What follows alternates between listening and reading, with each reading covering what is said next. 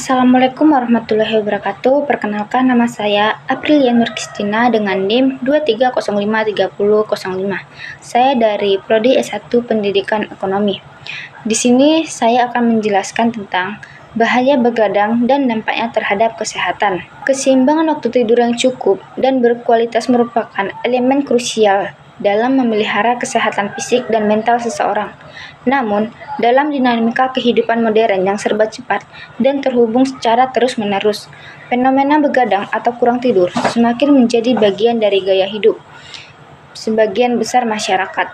Fenomena ini memunculkan pertanyaan serius tentang dampaknya terhadap kesehatan masyarakat.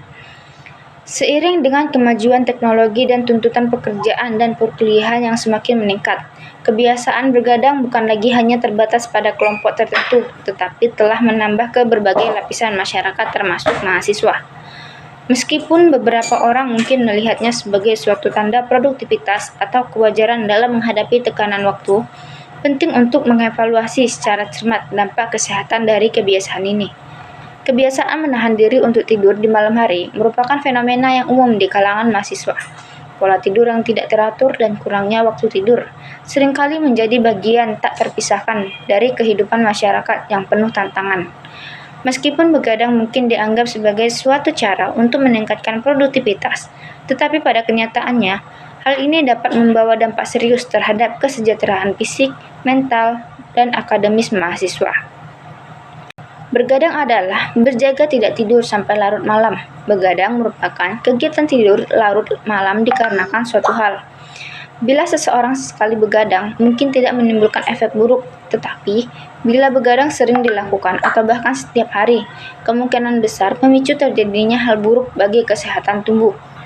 Adapun ciri-ciri orang yang suka begadang itu sendiri, yang pertama adalah kurang tidur, yang kedua ada nafsu makan berkurang, lalu bangun kesiangan, yang keempat tubuh rentan terhadap penyakit, yang kelima memiliki kantung mata yang berwarna kehitaman. Adapun dampak buruk dari begadang. Sampai sekarang, begadang di kalangan mahasiswa laki-laki maupun perempuan tetap sebagai permasalahan yang perlu untuk dibahas dalam hal ini. Begadang di kalangan remaja banyak sekali dampak yang merugikan bagi mahasiswa itu sendiri. Adapun hal-hal lain dampak dari begadang bagi kesehatan.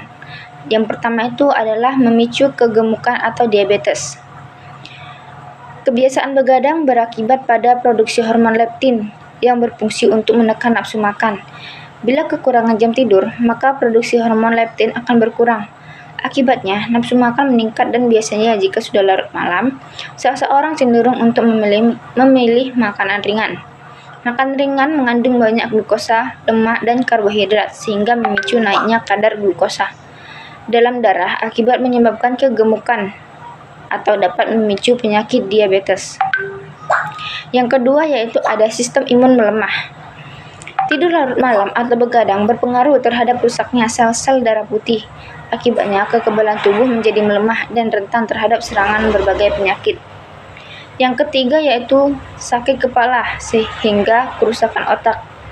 Jika malam harinya begadang dan bangun tidur di keesokan harinya terasa kepala menjadi berat, itulah tanda gegar otak kecil yang menyerang. Jika dibiasakan begadang dalam waktu berkepanjangan, bisa menyebabkan kerusakan otak. Yang keempat yaitu ada menyebabkan stres.